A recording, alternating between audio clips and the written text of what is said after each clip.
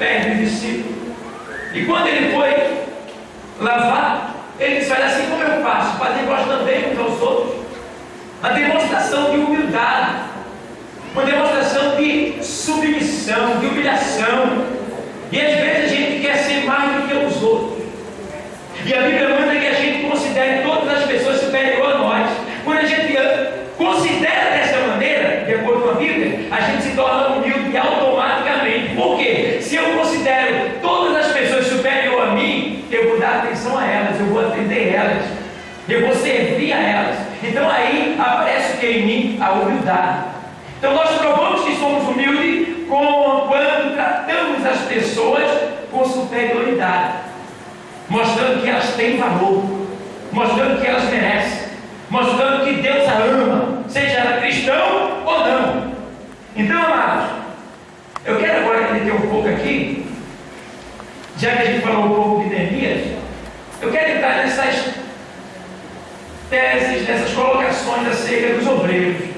Tá? Quero entrar um pouco por dentro da Bíblia, buscar alguns versículos que testificam as qualidades de Neemias e as qualidades que nós precisamos ter para servir, para ser um exemplo na obra.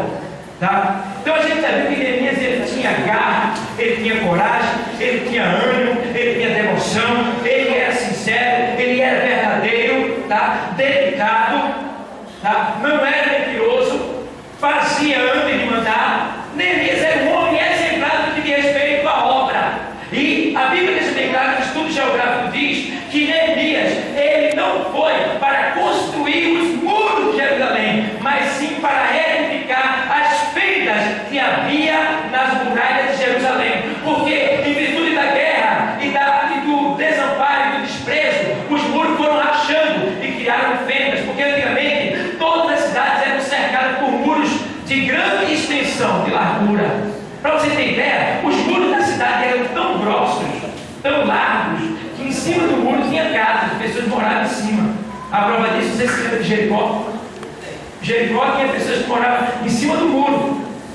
Então, ali era um muro voltando à cidade, todo dia cuidando da cidade, e tinha o atalá em cima, os guardas com arco e flecha para proteger a cidade se fosse o caso, e tinha também nesse muro uma pequena fenda, porque grandes carreadas, pessoas conhecidas que vinham, entravam pela porta, mas qualquer pessoa desconhecida que vinha tinha que ir pelo fundo da agulha. O que é o fundo da agulha? Era uma fenda que tinha na muralha, que se fazia negócio por ali. Então as pessoas que vinham ricos, que queriam negociar dentro da cidade, chegavam no buraco da agulha e pagavam o imposto para poder ter acesso e entrar. Então, esse buraco da agulha foi mencionado pelo Senhor Jesus, quando ele disse: olha, é mais fácil o camelo passar pelo buraco da agulha do que o rico se salvar. Então, tem muita interpretação acerca desse texto, mas quer dizer que realmente era muito difícil um rico ele se salvar, e é até hoje. Por quê? O rico nem sempre ele busca o socorro de Deus, nem sempre ele sente necessidade de buscar a Deus, porque ele tem de tudo. Tem pessoas que não é nem rico, está sendo super abençoado por Deus e já não ora mais, já não jejua mais, já não louva mais, diz que vem para a obra e não vem, já está faltando com o Senhor, já está vivendo a sua vida dentro da igreja dissolutamente. Imagina quem é rico mesmo, tem muito dinheiro. Então, amados, aqui eu tenho a palavra sobre a questão de obreiro, porque o texto diz que grande e extensa é a obra. Então, a palavra obreiro, que é uma escola de obreiro significa trabalhador, certeiro, pescador, pregador e semeador da palavra. Veja bem o texto. A gente, como obreiro, toda igreja tem que ter convicção da nossa chamada. Nós temos que ter convicção da nossa chamada. O que é convicção? É uma certeza plena, sem dúvida, de que foi Deus que nos chamou. Então, a gente vê isso aí no Evangelho escrito por João, capítulo 15, versículo 16. O texto sagrado diz exatamente assim, vou ler para você. Não me escolheste vós, mas eu vos escolhi a vós. O que quer dizer isso aí? Quer dizer que nenhum de nós está aqui porque queremos. Nós não estamos aqui porque a gente quis estar. Tá? Nós nunca quisemos estar aqui. Eu nunca quis estar aqui. Mas eu estou. Por quê? Porque não foi eu que quis estar aqui. Foi o Senhor que quis que eu e você estivesse aqui. Por isso que ele diz a sua palavra: não fosse vós que me escolheste, eu vos escolhi. Ou seja, nós estávamos lá fora, no pecado, no mundo, vivendo a nossa vida dissoluta. E o Senhor foi lá aonde a gente estava, mandou a sua palavra e o seu Espírito Santo, e nós fomos convencidos e trazidos para este lugar. Então, amados, a gente vê que também o Senhor, Ele deixa bem claro que essa convicção tem que nos dar também. Quando a gente tem convicção, tem certeza, a gente tem mais firmeza naquilo que a gente fala. Firmeza naquilo que a gente fala. A gente tem certeza que aquilo que a gente falou vai acontecer, seja por nós ou seja por Deus. Quando a gente fala, se a gente tem convicção e certeza, acontece. Isso está escrito no livro, no primeiro livro dos Reis, capítulo 17 e versículo 1, texto sagrado, diz exatamente assim. Vou ler para você. Primeiro livro dos Reis, 17.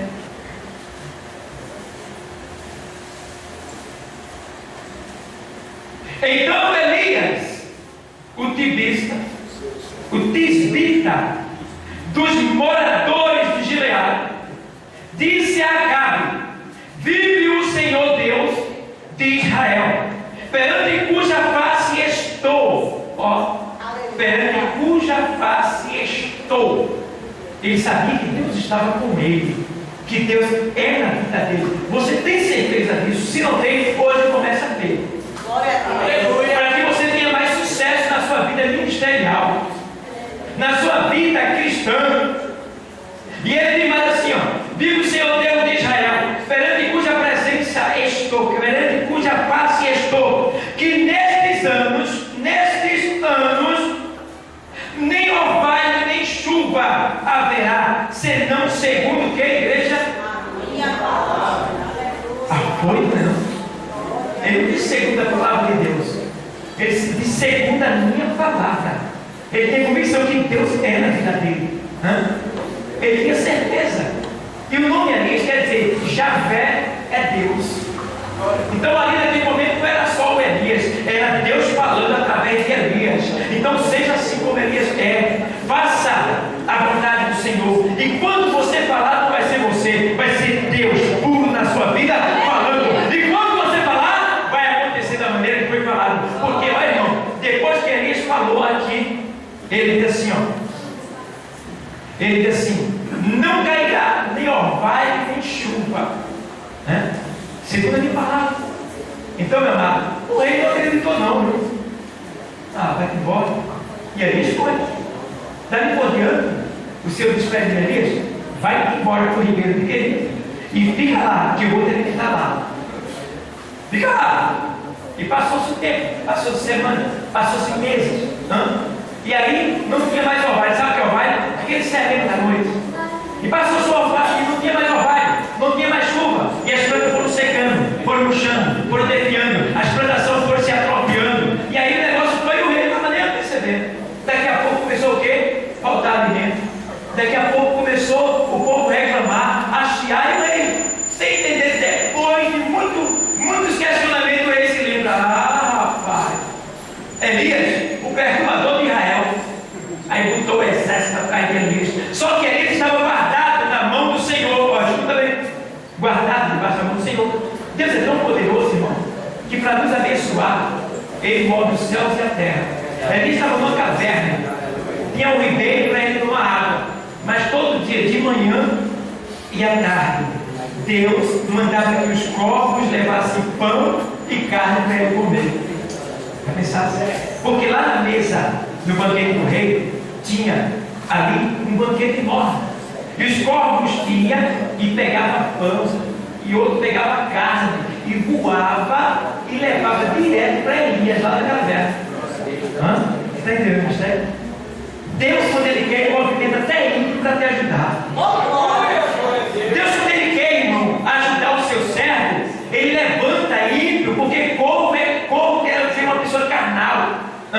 Alguém que não tem conhecimento de Deus, que é carnal. Então Deus, nesta noite, Ele está dizendo para alguém que está aqui: eu vou levantar um ímpio. Eita, Jesus, e eu vou te ajudar na terra. Eu vou saciar a tua necessidade. Eu vou suprir as tuas faltas. Eu sou o Jeová Jireh, o Deus de providência nessa noite. E vamos ver. Diz a palavra. Ele move, irmão. Ele move. aleluia. Ele ainda é Deus. Ele ainda pode. Ele ainda tem. Ele ainda é. Então a gente precisa entender que Deus tem essa convicção, essa certeza de que Deus é com a gente, de que Deus é conosco, de que Deus vai nos ajudar, de que Deus vai cumprir com a palavra que a gente falar, porque a gente é dele, a gente sabe da nossa intimidade com ele. Uma vez o Senhor disse assim: olha, o apóstolo disse assim: eu sei que eu tenho crido. Você sabe quem você tem crido? Sabe? Ai, irmão, eu creio em Deus. Creio de verdade mesmo. Se você crê de verdade, você faz a vontade dele. E se você faz a vontade dele, ele vai cumprir com os desejos do teu coração. Mas a declaração de Jesus aqui nesse verso que eu li: vós não me escolheste a mim, mas eu vos escolhi a vós e vos designei para que vades e deis fruto, a fim que o vosso fruto permaneça. Ó, deis fruto.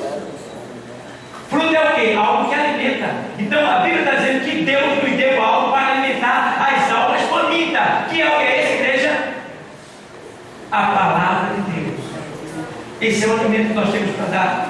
E diz a palavra que o nosso fruto ele tem que permanecer. Que quer dizer isso aí? Eu não posso me desviar da palavra. Eu não posso me desviar da vontade de Deus. Porque tem pessoas que um dia é uma coisa e outro dia é outra. São pessoas de dupla personalidade. A nossa palavra, ela tem que ser sim, sim, não, não. E o que passar disso é de procedência maligna.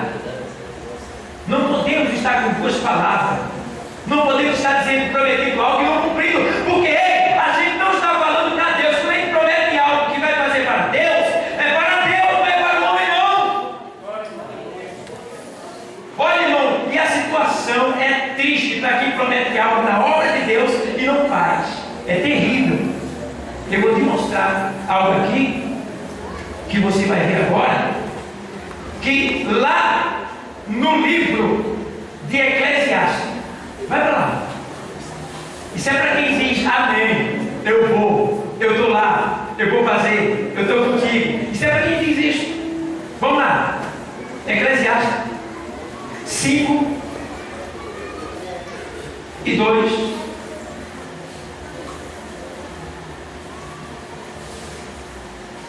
Vou ler para você. 5 e 2 até o 6. Escuta bem, tá? Não te precipites com a tua, nem o teu coração se apresse a pronunciar o quê? Diante de quem? Diante de quem? Diante de quem? Diante de Deus. Porque Deus está nos céus e tu estás sobre a terra. Pelo que sejam poucas as tuas palavras. Veja bem. Porque da muita ocupação vem sonhos e a voz do todo da multidão das palavras. 4. Quando a Deus fizeres algum voto, não tardes em, porque não se agrada de o que votares, paga-o. Voto é só aquilo que você faz. Olha, irmão, se Deus me der um carro, eu vou dar uma putação em graça. Está puramente enganado. Voto não é só isso. Você prometeu fazer algo de forma de agradecimento a Deus, mas não é isso que Deus quer.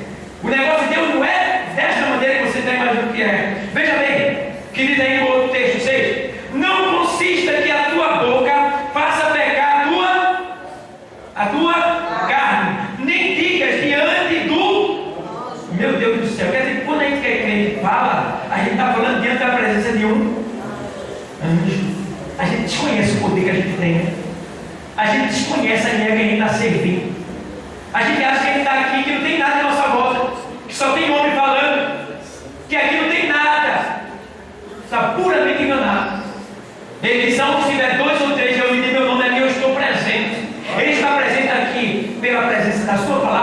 bendita pela presença do seu Espírito Santo e pela representação dos seus anjos que estão acampados ao seu redor.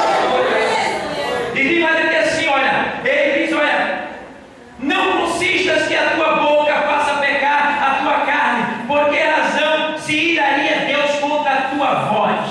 De sorte que destruísse a obra das tuas mãos. Quando a pessoa diz que vai fazer e não faz, está destruindo-se a si mesmo.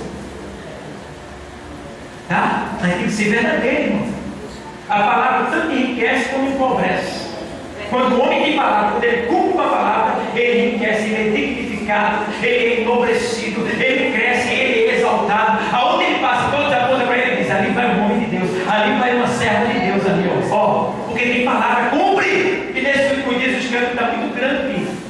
É tantas pessoas que se dizem cristãos, se escandalizando, dizendo que vai dar uma palavra, mas não cumpre com ela. Pessoas que até compram fiado, não paga. Eu estava pensando com as pessoas, comerciantes, e disse: irmão, quem mais me passou por calote foi crente.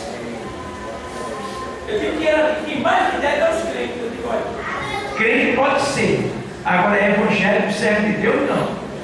Porque todo servo de Deus, ele é uma cópia de Cristo, não é cristão? Agora crente até o diabo é, irmão. Tem muita gente, irmão, que para conseguir posição fica no meio de nós. Fica no meio de nós, bota o paletó, bota a gravata, bota a Bíblia, se ajoelha na hora, mas não está subindo sua oração. Porque ele está no meio de nós com interesse. E o Senhor diz lá no Salmo 1, diz: olha, que o injusto não subsistirá na congregação do justo. Deus livre, irmão. Então, olha, ainda aqui, ó, lá no livro, ou seja, da carta de Tiago, vê lá, 5:12, Tiago 5:12, depois de Hebreus.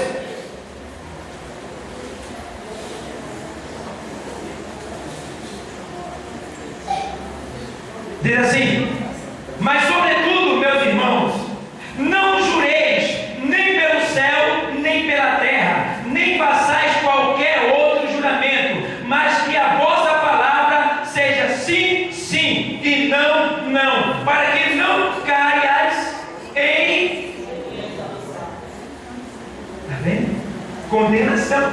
Aí não pode nem dizer para muitos, Romanos 8 primeiro, portanto agora nenhuma condenação há. Aí é por isso que o Senhor diz na sua palavra, vou chegar lá daqui a pouco nesse texto, que aqui a gente vê que para tudo na vida é preciso um preparo. Para o obreiro cristão não deve ser diferente. Devemos ler tudo e reter o que é bom. Está lá em 1 Tessalonicenses 5:21. O obreiro não deve ser um homem desatualizado, despreparado. 2 Timóteo 2:15. Vamos para lá? 2 Timóteo 2:15.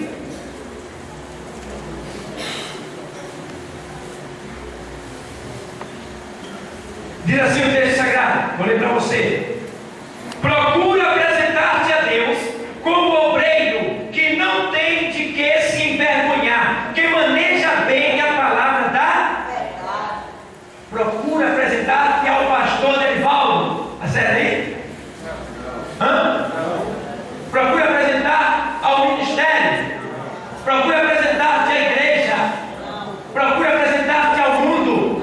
Mas não, procura apresentar-te a Deus em primeiro lugar. Procura apresentar-te a Deus como obreiro que não tem que se envergonhar. Irmão, se eu não me apresento a Deus com meu coração puro, transparente, confessando todas as minhas falhas, todos os meus defeitos, todas as minhas fraquezas, todos os meus pecados, pedindo perdão a Ele, procurando me consertar, eu não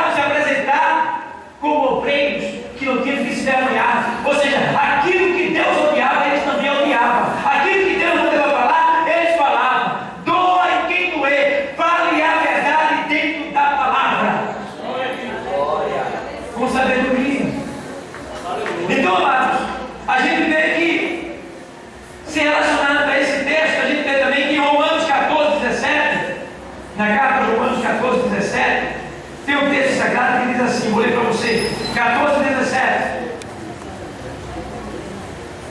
Porque o reino de Deus não é comida nem bebida, mas justiça e paz e alegria do Espírito Santo. As pessoas estão fazendo inversão de valores. Estão se apresentando a Deus com dádivas, e não é dádivas materiais que Deus quer. O que Deus quer é um coração contrito e obediente a Ele, para fazer a obra dele. Aí a pessoa diz assim, ó, se Deus me der a minha casa, eu vou dar um culto de ação de graça. Se Deus me der o meu carro, eu vou dar um culto de ação de graça. Aí Deus vai lá e dá. Aí a pessoa vai, faz um bolo, pega o guaraná, botar na igreja ou na minha casa e dá, e acha que já está suficiente. Agradeceu a Deus pelo que Ele deu, ou seja, pagou com bolo e guaraná, com coisa que Deus precisasse disso. Ele está dizendo, o reino de Deus não é comida e nem bebida. Quer fazer o teu culto de ação de graça? Faz, mas o que Deus quer não é isso só não, é muito mais. É muito mais. O que é que alegra a Deus, irmão? O que é que alegra a Deus? O que é que sacia Deus, deixa Deus satisfeito? O que é, irmão? O que é? Salvação de alma. É alma. Quer agradecer a Deus pelo que Ele tem te dado? Vem embora evangelizar. Vem visitar os enfermos. Ajuda na campanha social da igreja. Começa a te dedicar à obra do Senhor. Vê a obra missionária. Eu estava estudando essa semana, eu vi lá na Costa do Marfim, estão queimando os crentes vivos. Eu vi, eu fiquei triste. Na Indonésia estão espancando, quebrando a perna dos missionários. Traumatismo craniano, massa cefálica saindo. Irmão, os sinais da volta de Cristo já estão se cumprindo já.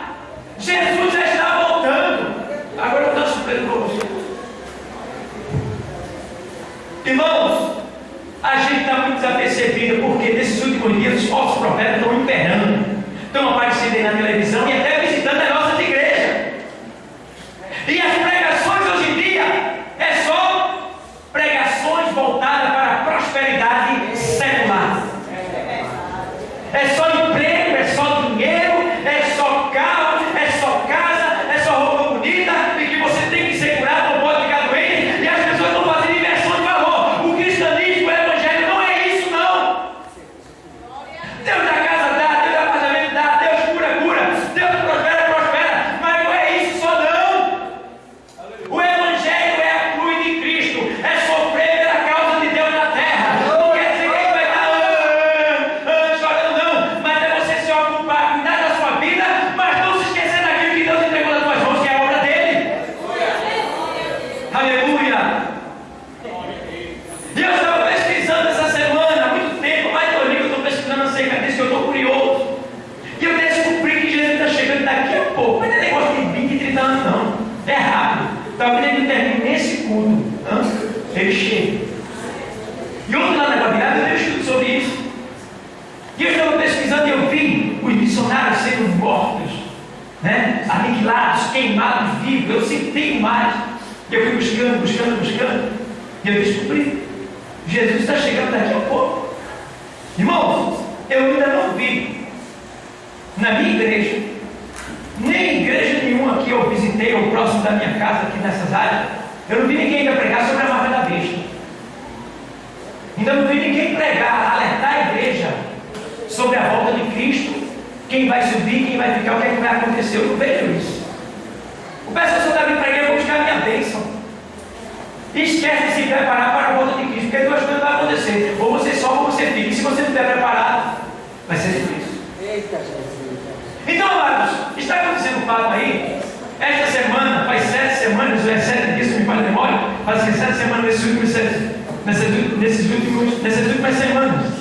O presidente Barack Obama dos Estados Unidos, ele decretou, autorizou e obrigou publicamente diante da imprensa que todas as pessoas, cidadãos americanos, todas as pessoas que estão naquela nação terão que receber o implante do chip. Vai ter 2013, já está lá. Daqui a pouco você vai ver uma grande migração de pessoas americanas saindo de lá e vindo para outras nações, porque o implante do chip, que a gente sabe que é o sinal da besta, que é o 666 que está em Apocalipse 13 e 16, que muitos não dão importância,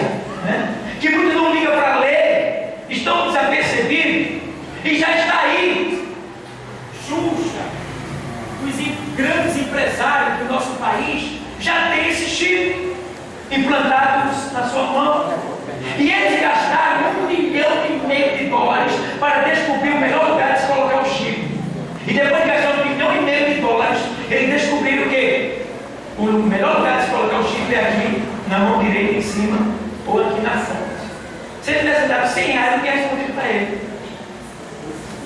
Porque eu e você já sabia já. Para vocês verem que eles não têm conhecimento do que você tem. Eles não sabem de nada. Vocês sabem. Vocês são um povo sábio. Porque vocês vêm a um lugar que se apresenta o Deus Todo-Poderoso, a fonte da sabedoria, a própria sabedoria, e Ele passa essa sabedoria para vocês. Só não recebe quem não quer. E aí eu estava observando que o horizonte 2013 já foi autorizado. 2014 já está todo mundo colocando lá. Começou primeiro pelos animais, aqui no Brasil já tem os animais. Começou segundo lá pelos doentes do mal de Alzheimer, deu tudo certo. Agora ele viu que isso vai trazer uma economia muito grande para a nação. Então ele decretou que todo mundo vai ter que usar o microchip, que é do tamanho de um grão de arroz. E esse microchip, nele está armazenado toda a informação da sua vida, tipo sanguíneo, conta no banco, filhos que tem, empresa, tudo que você tem na sua vida está armazenado nesse chip. E esse chip, depois que é colocado, não pode ser retirado. Se ele for retirado, se ele for movido do lugar, a bateria dele, ela racha e dispensa um líquido contaminante que chama-se lítio e vai para a corrente sanguínea e a pessoa morre. Então, lendo a Bíblia, eu descobri que há uma saída para aqueles que colocaram o chip sem conhecer a palavra. Se vierem ao conhecimento da palavra e se arrependerem, ainda tem uma saída para eles. Jesus disse no Evangelho que se a tua mão direita te escandaliza, vai o quê? Vai o quê? Cortar a mão. Essa é a outra solução que eu encontrei na Bíblia. Para quem colocou agora, sem conhecer a palavra. Agora, os que conhecem como nós, se colocar, infelizmente não vai ter saída.